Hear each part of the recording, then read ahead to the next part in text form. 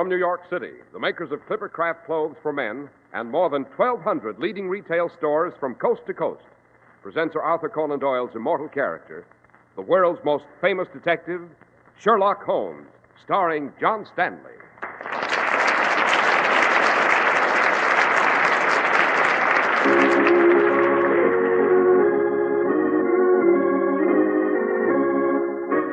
This week's story, The Adventure of the Ancient Queen.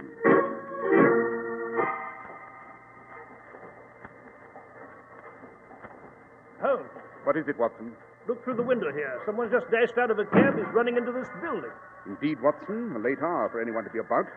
Well, it seems to be coming up to our rooms. Good Lord, Holmes, did you hear that? Yes, Watson. It seems that our nocturnal visitor has been suddenly detained.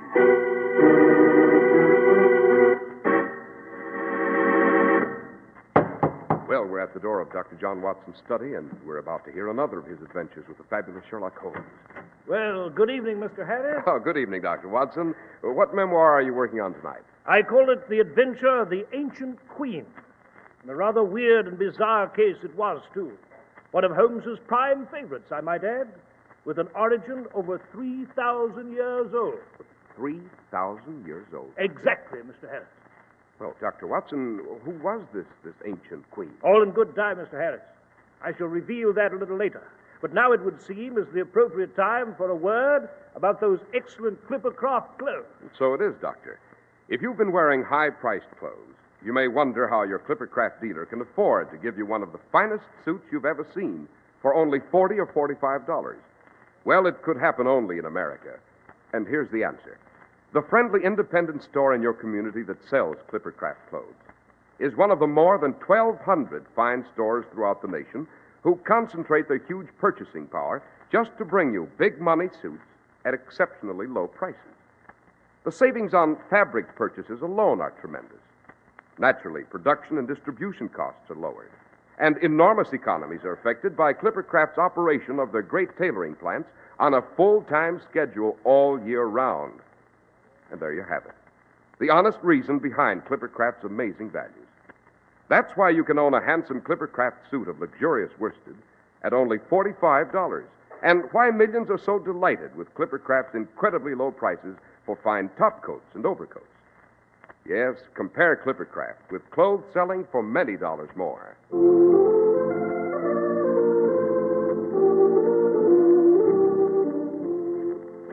And now, Dr. Watson, what about this adventure of the ancient queen? Well, Mr. Harris, as I recall, it took place in the spring of 1896. And properly speaking, it began not on our own green island, but on the sun-baked sandy waste of Lower Egypt. It was in this area that Sir Edward Norcross, the eminent British archaeologist, had long sought the ancient mysteries of the pharaohs. Then one day, near a place called El Ayat on the Lower Nile, he broke into a hidden underground tomb, crisscrossed with dark and dust-choked passageways, brooding with the silence of centuries. And then Sir Edward and his assistant Smythe left the rest of the excavation party and pushed forward into the most remote section of the subterranean tomb.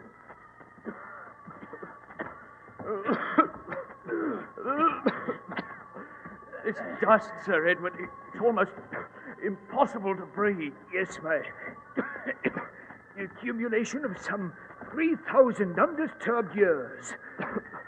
I don't like it, sir. We've never gone this deep before. I don't know. I've got a feeling we are not alone here. Oh, rubbish. No living person has entered this tomb for centuries. Perhaps up ahead we may... Smythe. Yes, sir? Hold that lantern higher. I think I see... Smythe! Smythe, found it! Good Lord! Come on, let's have a closer look. Look, Smythe. The hieroglyphics, the reliefs on the walls, the lotus bud columns, the greenstone beetle, the sacred hawks of Horus, royalty, 19th dynasty in the period of Ramesses the Pharaoh. And here's a stone mummy case, a sarcophagus. By George, sir, it must be... Yes. Come, Smythe, help me. Let's force open this stone coffin cover. Yes, sir. I'll get under it with the crowbar, sir. It's opening, sir. Smythe. Look.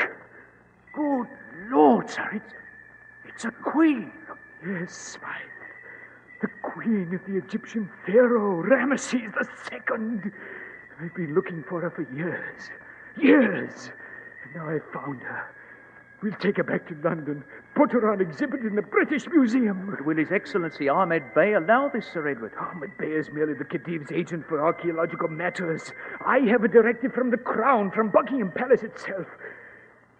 Oh, look at her, Smythe. Lying there in the mummy case. Looks almost alive, doesn't she? Yes, Sir Edward. It almost seems like a sacrilege to disturb her. Beware, vandals. Sir Edward, what was that? Voice. Voice from somewhere in the tomb. Beware, heathen disturbers of the dead, violators of the tomb. Let the dead sleep. Sir Edward! Listen. Beware, desecrators. Take thy vile gaze from the Queen of Ramesses. Go. Leave this tomb and never return. Remove the noble one from her sacred sleep, and ye too shall sleep, the sleep of death. Hearken to me, or ye shall die.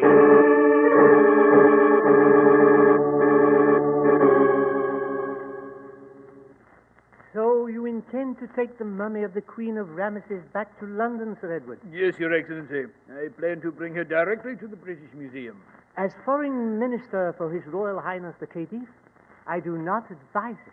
Oh, what do you mean? You told me about the voice in the tomb, Sir Edward. You have been warned. Yes, Your Excellency. I know the legend. There's supposed to be a fanatical Egyptian sect called the Society of the Sun, devoted to the protection of the sacred spirits of the royal dead. You are well informed, Sir Edward. Of course, it's all rot. Pure rubbish. I heard a voice, yes, but I'm sure it came from one of the Egyptians in my party, somewhere in the tunnel. Probably tried to frighten us away so that he could rob the mummy case of its priceless relics at will. You still insist on transporting the mummy to the British Museum? I do. Very well. You have royal authority, and I cannot refuse you. However, there are a few details I must insist upon. Yes? The mummy case must remain sealed and placed under heavy guard for the entire voyage. And I myself will go along to see that this priceless treasure of Egypt arrives safely at its destination.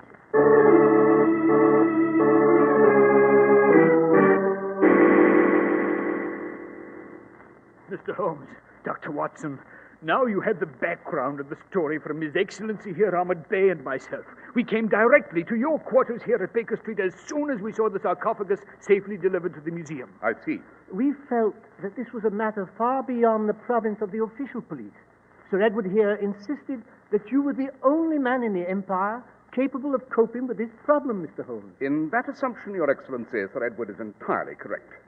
And I must say that I find your account of the incident in the tomb quite fascinating. Sir Edward, do you think this fanatical cult may strike soon? It has already struck, Dr. Watson. What? Do I understand you to say, Sir Edward, that the society has taken its first victim? Yes, Mr. Holmes, yes. My assistant, Smythe. He vanished on the ship on our third day out. We never saw him again. The deuce, you say? Interesting, Sir Edward. Very. Your Excellency, Yes, Mr. Holmes? what is your opinion of this secret cult devoted to the protection of Egypt's ancient tombs? Mr. Holmes, I am what you call modern. I was educated at Oxford, and I know the views of the Western world on these legends. I am not a superstitious man myself, but I have a feeling that this cult does exist. Then you think it is dangerous, must be taken seriously. Yes, Dr. Watson. I have repeatedly suggested to Sir Edward here that the only safe course is to restore the mummy of the Ramesses Queen back to its original resting place and seal the tomb. Send the Queen of Ramesses back to Egypt? No, Your Excellency. This is the greatest discovery of my career. As you wish, Sir Edward. I must warn you, however, that I, as well as you, are in acute danger of death. After all, I have been an accessory to spiriting the mummy out of Egypt, And if these assassins decide to pay a visit to my suite at the Savoy, Holmes, what the deuce is The that? window pane, Watson, has just been smashed. Yes, someone threw an object through it. Quick, Watson, to the window. See anyone on the street below? No, Holmes. I thought I saw a shadow turn the corner, but I couldn't be sure. Mr. Holmes, Dr. Watson, here's the object that broke your window. It's the scarab. yes, a green stone beetle. And there's a note attached to one of the claws. Allow me to examine the note, Your Excellency. Dash it, Holmes, don't just stand there. What the devil does it say? Beware, Sir Edward. You have been warned. Your time will come, and soon. For he who despoils the tomb of the pharaohs, he who violates their eternal rest, dies.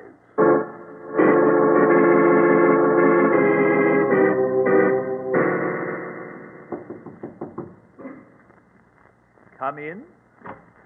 Oh, good evening, Hobbs. Good evening, Dr. Forsyth.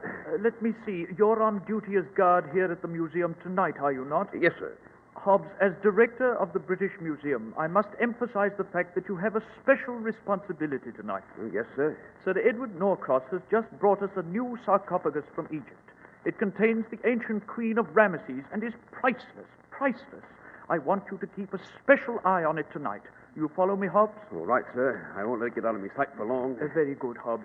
You'll find the mummy case just below the massive granite statue of Ramesses in the Egyptian Central Saloon between the galleries. Good night, Hobbs. Good night, Dr. Forsyth.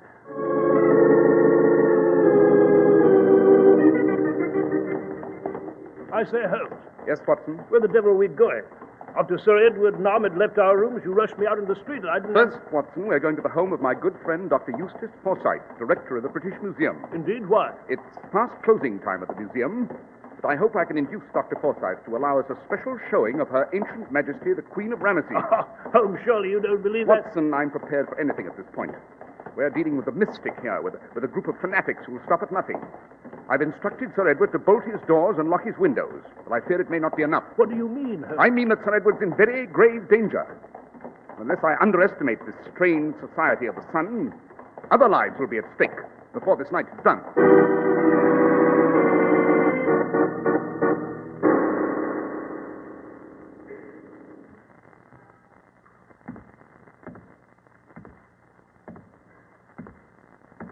Hello. Hello. Who's there? Who's there near that mummy case? Speak up.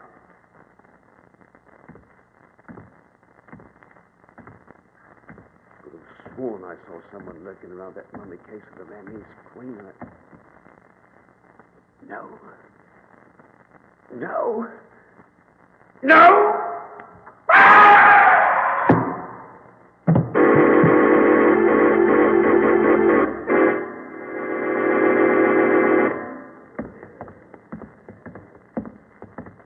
Say all entrances and doors to the museum are locked, Dr. Forsyth?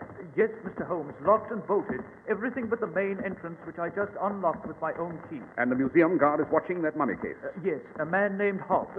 Not the kind of job I'd want, I must say. Where the deuce are we at this moment? In the Assyrian transept, Watson. In a moment we shall pass through the North Gallery into the Egyptian Central Saloon. Mr. Holmes, I still don't understand the reason for this extraordinary visit to the museum tonight. Murder, Dr. Forsyth. Murder? Yes. And I only hope we're in time to... Holmes, good Lord, what was that? Follow me, both of you.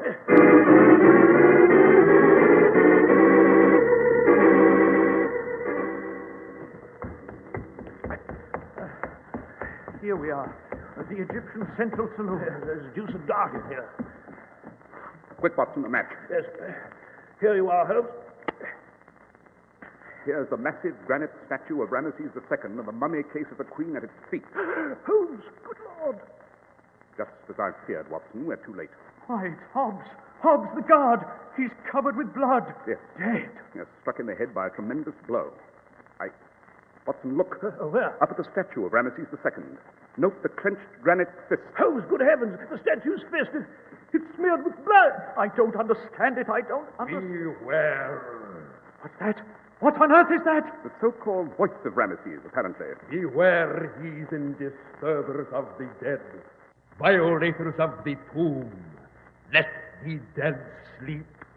Hearken unto me, or ye shall die.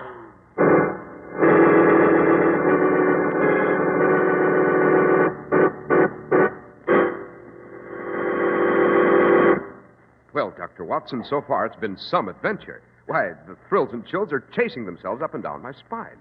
This one's in a class by itself, Doctor. Class by itself? Oh, you mean the American idiom for distinctive? Yes, that's just what I do mean, and you've chosen just the word I need when it comes to Clippercraft clothes, Doctor. Distinctive. Right now, at the friendly independent store in your community that sells Clippercraft clothes, one of America's greatest and most distinctive clothing values is yours. And for the savings you'll pocket, you can thank the great Clippercraft plan.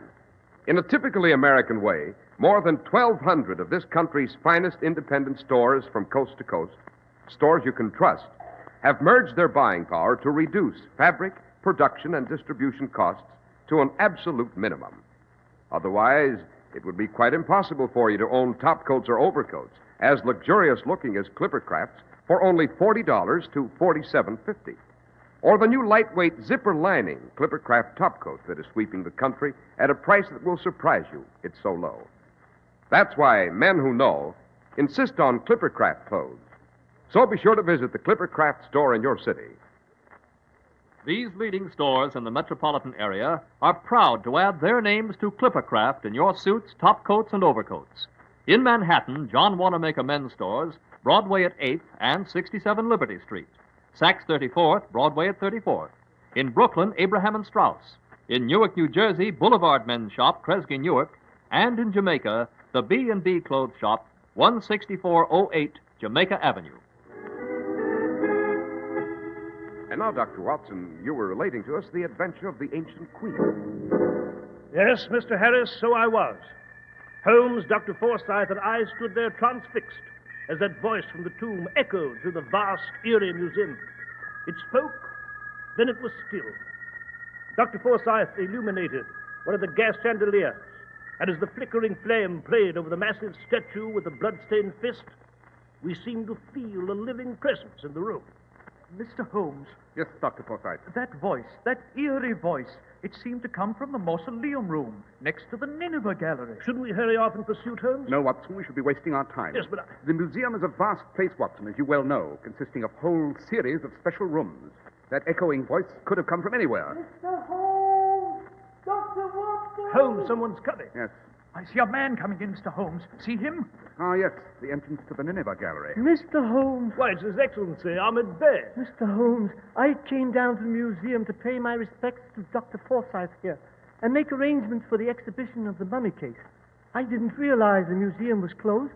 Then I saw you go into the front door, heard a scream, and then... I'm afraid we're all a little late, Your Excellency. Yes, I see that now. The Society of the Sun. They've struck again. The statue of Ramesses seems to have struck this time, Your Excellency. If you'll just look at the fist. Blood. Blood on the fist. The Pharaoh striking in wrath, in revenge for the desecration of his queen. I cannot accept that observation, Your Excellency. Massive statues of red granite such as this one would find it very difficult to move. The killer smeared the fist with the blood of his victim to heighten the terror. Mr. Holmes, this is a terrible tragedy, terrible. There must be some course we can take. Quite, Dr. Forsythe. We can begin where logic dictates, with a stone coffin and the mummy of Her Majesty the Queen.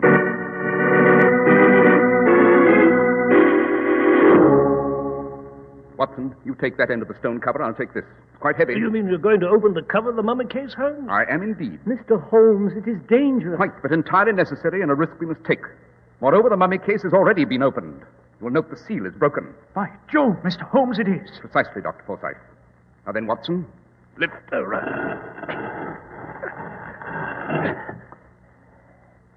Well, gentlemen, there she is.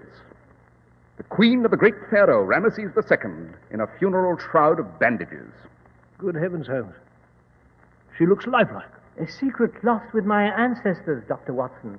The art of human preservation for thousands of years. One moment, Your Excellency. Yes, Mr. Holmes? A most unusual mummy, this. Look closely at that portion of bandage just over the heart. What about it, Holmes? It's apparently been ripped open. For some reason, and then re-sewn with modern thread. Mr. Holmes, you're right. I usually am, Dr. Forsyth. Moreover, there seems to be a cavity under that section of bandage. Note, as I press my finger upon it, it yields to the touch. Your Excellency. Yes, Mr. Holmes? I seem to recall reading somewhere that the Queen of Ramesses was given a rare and invisible gift by the sun god Ra. As one of the foremost Egyptologists in the world, have you ever heard of this legend? No. No, I have not. You're quite sure? I am positive, Mr. Holmes. Why do you ask? Merely an inherent curiosity, Your Excellency, or perhaps a positive thirst for facts. Come, Watson, we'll be off. Where to, Holmes? Baker Street, my dear Watson, Baker Street. To enjoy a quiet pipe and a bit of good reading.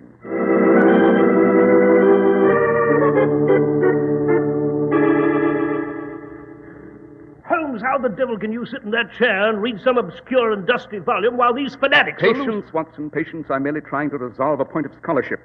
This obscure and dusty volume, as you've so irreverently called it, happens to be a rare edition of the Journal of Egyptian Mythology from the First Dynasty to the Middle Empire. I can't say I'm impressed, Holmes. Uh-huh. What is it, Holmes? I found it, Watson. I found it. You found what? I confess, Holmes, I'm entirely confused. Holmes, there's a coach drawing up to the curb. Obviously, Watson, I can hear it quite plainly through the open window. Oh, there's a man coming into the building. I think it's Sir Edward Norcross. Sir Edward? Watson, I instructed him to stay in his rooms behind bolt and key. The man's in grave danger. He's coming upstairs now. Holmes, good heavens, what... Quick, Watson, to the stairs. Here. Holmes, it is Sir Edward. He's lying at the bottom of the stairs. He's dead. Quite. With a crooked knife in his back and a note in his hand. Let's examine it, Watson. Holmes, what does it say? My dear Sir Edward, I have had the good fortune to obtain a strong lead on the Egyptian conspirators, but I require your immediate presence at Baker Street for the purpose of information. You may have no fear of leaving your quarters now. I assure you all at last is safe. Signed, Holmes. Aha, so that's how they lured Sir Edward from his rooms, Holmes. They forged your handwriting. Yes. Watson, I believe Ahmed Bey mentioned that he'd taken a suite at the Savoy. Yes, Holmes, he did. Then let's hurry off and see His Excellency at once, before it's too late.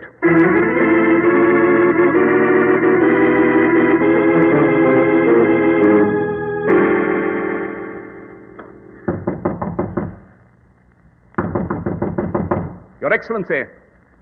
Doesn't seem to be anyone in, Holmes. By Jove, Holmes, he's left his door unlocked, you know. Good Lord. Look at this room. Yes. A bit disorderly, isn't it, Watson? Disorderly? It's been turned upside down. Lamps are smashed, the furniture is Obvious signs of a fierce struggle. Hello, what's this? What's what? It seems that His Excellency was preparing for a long journey after having only this evening arrived from one.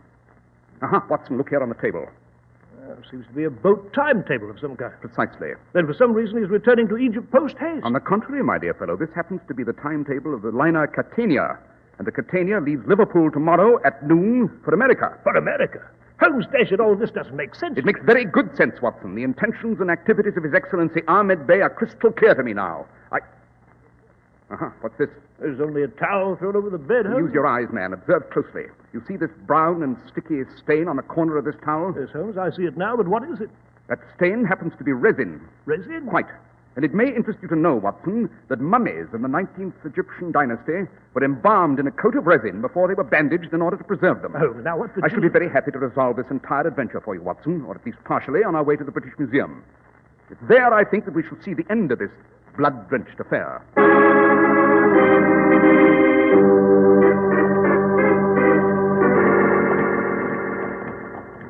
Well, you know, Holmes, at this moment I'm completely baffled. I see no connection between these various events. Then let me enlighten you, Watson. First, His Excellency Ahmed Bey is a member of the Secret Society of the Sun. What? Now, let's reconstruct, Watson. Note that Ahmed Bey insisted on staying close to the mummy on its trip to England. Yes, but It's reasonable to suppose, then, that Ahmed could have thrown Smythe overboard. But subsequent events made me sure of it. You remember we entered the museum with Dr. Forsyth through the main hall? Yes. Well, Ahmed Bey was there before us. He called to us from the Nineveh Gallery on the opposite side. Hence, we were between him and the only available entrance. By Jove, Holmes, you're right. Quite. He assassinated the museum guard, Hobbs. But then his greed got the better of him. He knew the ruby of Ra was hidden in the mummy's heart under the bandages. The ruby of Ra? Yes, Watson. According to the legend, of which His Excellency denied all knowledge, the sun god Ra had given the Queen of Ramesses a huge ruby from his protective shield. It was placed in her heart to shield her from all harm. And Ahmed Bey dug it out and re-sewed the bandages. Exactly. I noticed a bit of thread on his trouser cuff when he approached us in the Egyptian Central Saloon. It was the same thread used to sew the mummy's bandages. Then that resin stain on the towel... Obvious, Watson. The ruby was covered with resin from the mummy. And later, Ahmed Bey tried to wipe the sticky residue off with the towel. He had planned to escape to America with the ruby and sell it for a fortune. Is it why are we going to the museum now, Holmes? Because, Watson, I have a feeling that we shall encounter the end of our adventure there.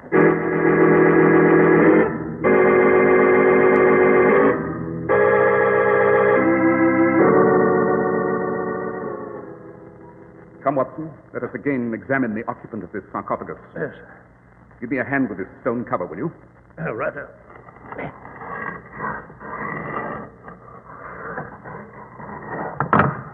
Holmes, good heavens, the mummy, the queen. It's gone. Quite. And in her place lies His Excellency Ahmed Bey, with a crooked knife in his back. Precisely, Watson. The revenge of the Society of the Sun. Ahmed Bey tried to betray his own colleagues in vain. Yes, but Holmes, I confess, I don't see how they can spirit a mummy out of the British Museum. They can, Watson, and they have. This, my dear fellow, is not only a sinister and deadly organization, but extremely resourceful. I have no doubt that even now they're taking the ancient queen back to Egypt, where she will again be entombed, away from prying foreign eyes, and with her, the great ruby of Ra. Holmes, what shall we do?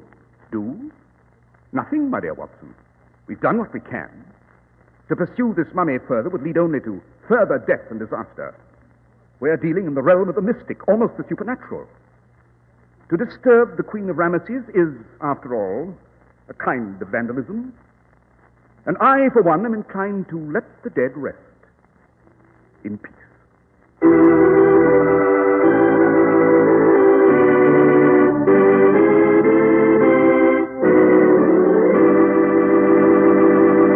Well, Dr. Watson, that was certainly an unforgettable adventure. Indeed it was, Mr. Harris.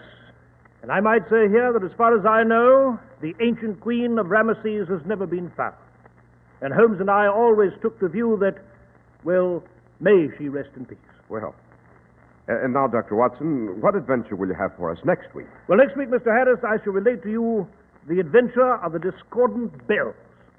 It concerns a creaking rope, a red smudge, a jangling refrain, and a human pendulum.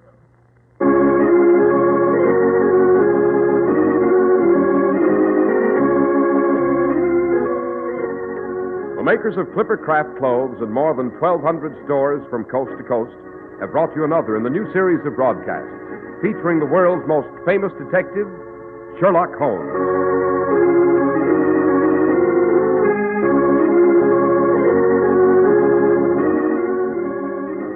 Our stories are based upon the character Sherlock Holmes, created by Sir Arthur Conan Doyle, and the program is produced and directed by Basil Loughlin.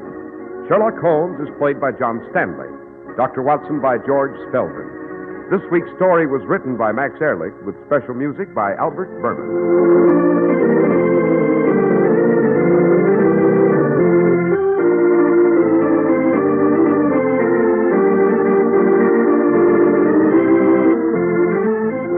Your Clipper Craft dealer. Write Clipper Craft, 200 Fifth Avenue, New York City.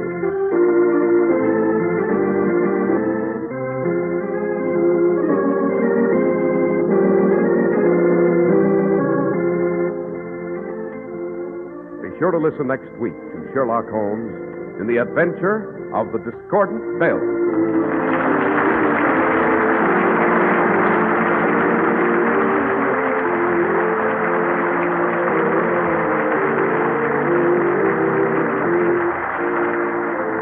This is Cy Harris speaking for Clipper Craft Clothes. This is the Mutual Broadcasting System. Fly Eastern Airlines for double dependability. Dependable airliners, dependable personnel, and unbeatable combinations. Save 5%. Buy round-trip tickets. To fly anywhere in the world, call Eastern Airlines or your travel agent. This is WOR, New York.